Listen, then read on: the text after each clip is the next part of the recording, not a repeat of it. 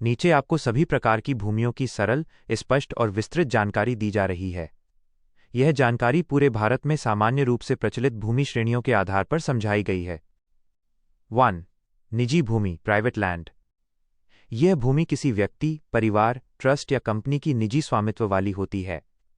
मालिक को इस पर पूरा अधिकार होता है, खरीद फरोख्त, पट्टा, निर्माण आदि। सरकार इस पर तभी हस्तक्षेप कर सकती है जब कोई कानूनी उल्लंघन हो या भूमि अधिग्रहण की आवश्यकता पड़े। 2. केंद्रीय सरकार की भूमि, सेंट्रल गवर्नमेंट लैंड। यह भूमि भारत सरकार के स्वामित्व में होती है, जैसे रेलवे, रक्षा मंत्रालय, एयरपोर्ट, बंदरगाह, केंद्रीय विद्यालय, बीएसएफ, सीआरपीएफ, आर्मी कैंप आदि। इसका उपयोग राष्ट्रीय हित, सुरक्षा, प्रशासनिक कार्यों के लिए होता है। 3. प्रांतीय सरकार भूमि, प्रोविंशियल गवर्नमेंट लैंड।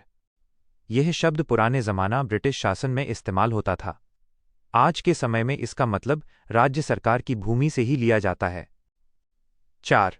राज्य सरकार भूमि, स्टेट गवर्नमेंट लैंड। यह भूमि किसी राज्य की सरकार के अंतर्गत होती है।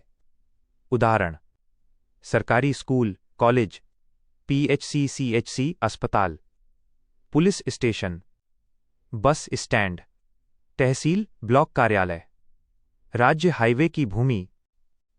5. वक्फ बोर्ड भूमि, वेक्यूएफ बोर्ड लैंड। यह भूमि मुस्लिम समुदाय की धार्मिक चैरिटी उपयोग के लिए होती है। मस्जिद, कब्रिस्तान, मदरसा, दरगाह आदि से संबंधित जमीन। वक्फ एक्ट के अनुसार ये संपत्ति बेची या हस्तांतरित नहीं की जा सकती। 6. कस्टोडियन भूमि, कस्टोडियन लैंड। भारत पाक विभाजन 1947 के बाद जो संपत्ति जमीन छोड़कर पाकिस्तान चले गए लोगों की थी, उसे कस्टोडियन ऑफ इनेमी प्रॉपर्टी के अधीन रखा गया। ये जमीन सरकार की सुरक्षा में होती है, बेची नहीं जाती। 7. शामलात रास्ता भूमि, शामलात रास्ता लैंड। गांव की ऐसी सामूहिक भूमि जो रास्ता, पगडंडी, गली, सार्वजनिक उपयोग के लिए बनी हो। यह आम लोगों का रास्ता है, कोई निजी कब्जा नहीं कर सकता। 8. ग्राम पंचायत भूमि, ग्राम पंचायत लैंड। ग्राम पंचायत की सामूहिक भूमि जिसे पंचायत नियमों के अनुसार उपयोग किया जाता है। इसमें शामिल खेल मैदान, चौपाल, तालाब, गांव की सड़कें, गोचर भूमि, चरागाह। इस पर कब्जा अवैध है। 9.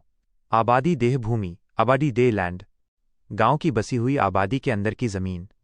इसमें घर, गलियां, पुराने रिहायशी हिस्से शामिल रहते हैं। अधिकतर गांवों में ये रजिस्ट्री में नहीं होती, अभिलेखों में आबादी देह समझी जाती है। 10.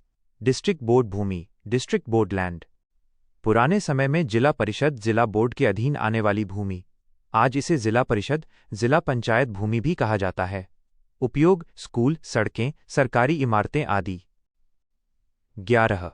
जुमला मुश्तरका भूमि, जुमला मुश्तारका लैंड। ये गांव की साझा भूमि होती है जो किसानों की साझा हिस्सेदारी में रहती है। आमतौर पर खेती बाड़ी, चारागाह या सामुदायिक उपयोग के लिए होती है। 12. शामलात पट्टी भूमि, शामलात पट्टी लैंड। गांव की सामूहिक भूमि जो किसी विशिष्ट जाति, गोत या पत्ती, गांव का हिस्सा, उपभाग के अधिकार में होती है। 13. शामलात देह भूमि, शामलात देह लैंड। पूरे गांव की सामूहिक भूमि जिसमें सभी ग्रामीणों का समान हक होता है। इस पर निर्माण, बिक्री, कब्जा नियमों के अंतर्गत ही हो सकता है। यह पंचायत द्वारा प्रबंधित होती है। 14. आबादी मतरूका बिला, अलॉट शुदा भूमि। ये उन लोगों की छोड़ी हुई आबादी भूमि को कहते हैं जो भारत पाक विभाजन के दौरान भारत में छोड़कर चले गए थे। बिला अलॉट का अर्थ जिसका अलॉटमेंट नहीं हुआ। यह भूमि सरकार के अधीन मानी जाती है। 15. कंपनी भूमि, कंपनी लैंड। कंपनी द्वारा खरीदी गई या सरकार द्वारा लीज पर दी गई भूमि। इसमें शामिल कारखाना, गोदाम, व्यापारिक गतिविधियों की जमीन। 16. निगम अपॉन बोर्ड बाय कॉरपोरेशन भूमि, नगर निगम, नगर परिषद, विकास प्राधिकरण, HUDA, DDA आदि के स्वामित्व वाली भूमि।